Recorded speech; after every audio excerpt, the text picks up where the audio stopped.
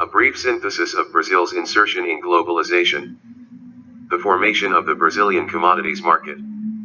Historically, Brazilians have had difficulties in the formation and improving for their incomes and consumption levels, and not even the vertiginous industrial growth of the 1960s and 1970s has managed to change that. The reason is simple: the processes of economic development in Brazil have always been excessively dependent on their performance in the foreign market in order to generate more foreign exchange, and not aiming the formation of a solid domestic market through the consolidation of production and consumption. When during the 1960s and 1970s, we did not have yet the wonders of today's agribusiness, the objective was to export industrial commodities, much like the policies enforced throughout Asia, with the difference that we have not moved forward to the next stage in the formation of a solid consumer market, as it has happened for communist China and South Korea, for example. Then, the Brazilian industrialization process became stuck of an external market just to serve industrial Yankees trinkets, unable to compete with its similar competitors from communist China, South Korea, or Japan during the 60s and 70s.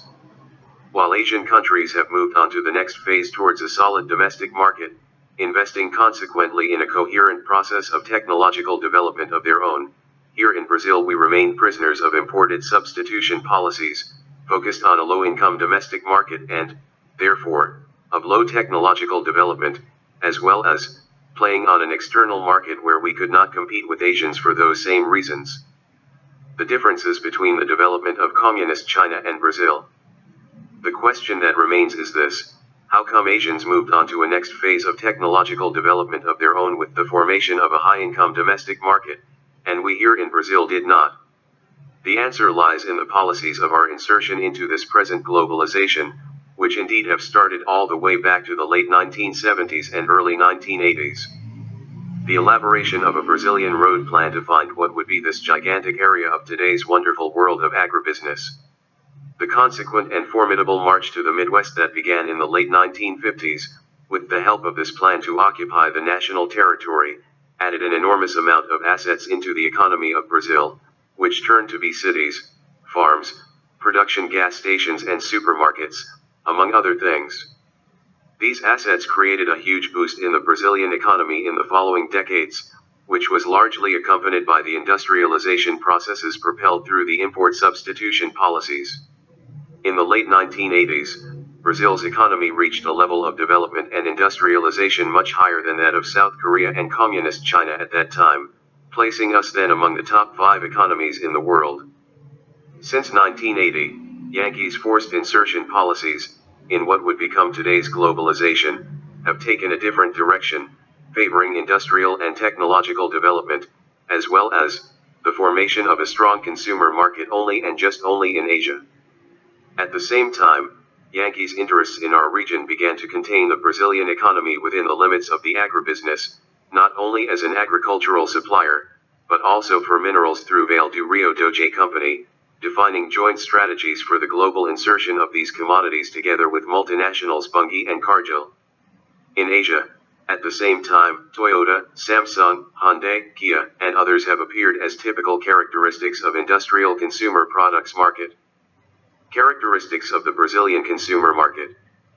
From 1980 onwards, the process of industrialization in Brazil decayed rapidly along with the formation of Brazilians' income, leading us to the stagnation in the consumer market which has been carrying on until today. The impressive inflationary surge that followed not only in Brazil, but also in Mexico and Argentina, was due to these Yankees' processes of insertion of these countries in the formation of this current globalization. While all across Asia, the printing of fiduciary money, fiat money, was widely spread on order to increase employment, wages, and income.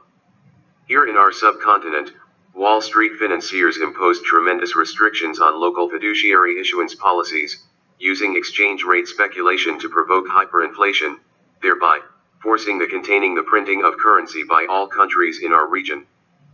They made it quite clear, then, that our insertion in the globalization would be focused only, and just only, on the production of commodities, and that any other currency acquisition process would take place only through the accumulation of foreign reserves, destined for the stabilization and appreciation of the national exchange in order to increase the consumption of products imported from Asia. Otherwise, the processes of financial speculation and consequent hyperinflation would return, thereby threatening the economic and the financial stability of countries that would dare to disassociate themselves from these general Yankees globalization policies dictated from Boston, New York, and Wall Street. The case of Argentina is exemplary, showing how much the Yankees' actions through these speculations policies since Wall Street would impose on them, on the one hand, an eternal inflationary process, and by another, an accelerated deindustrialization. In Asia, however, large-scale printing of fiduciary money, fiat money, was widely used to create in less than 30 years an economy about of $18 trillion as in communist China.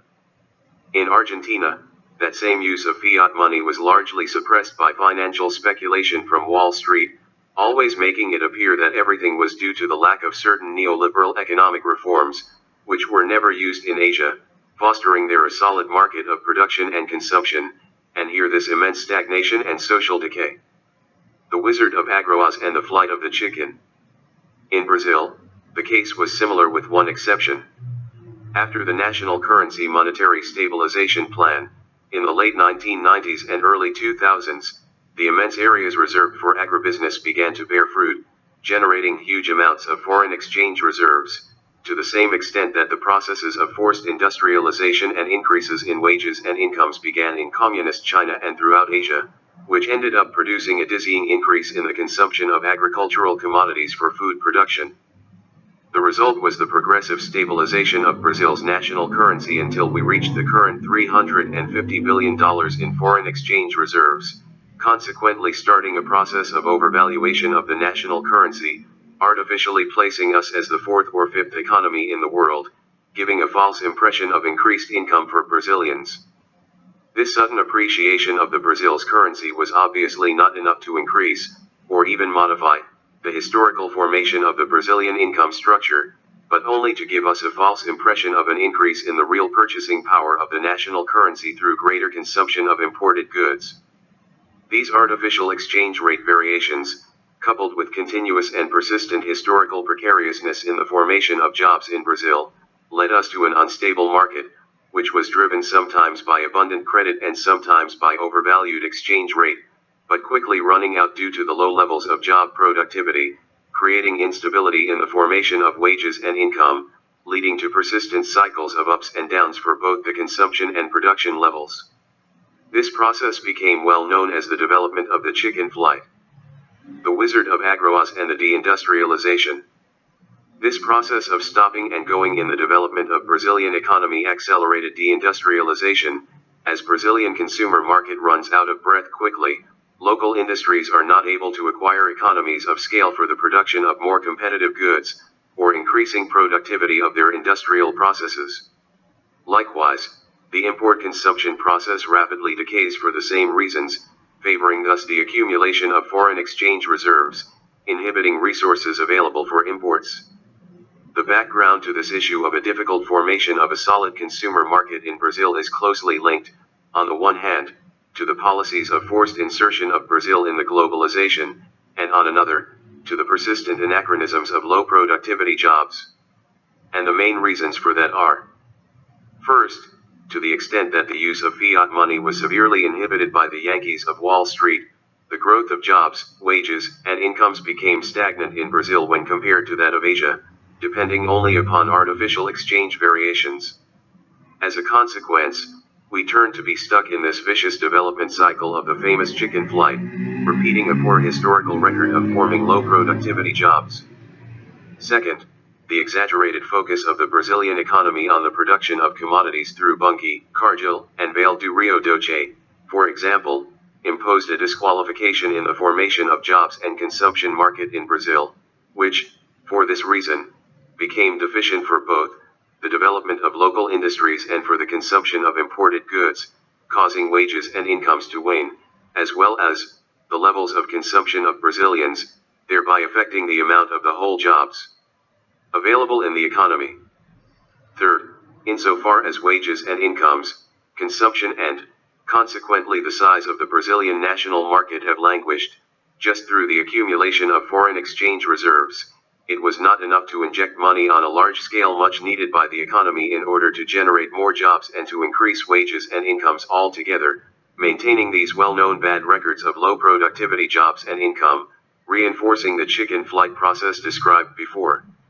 So, in the end there were no gains for the promotion of a virtuous national economic development with effective productivity gains for the work of Brazilians.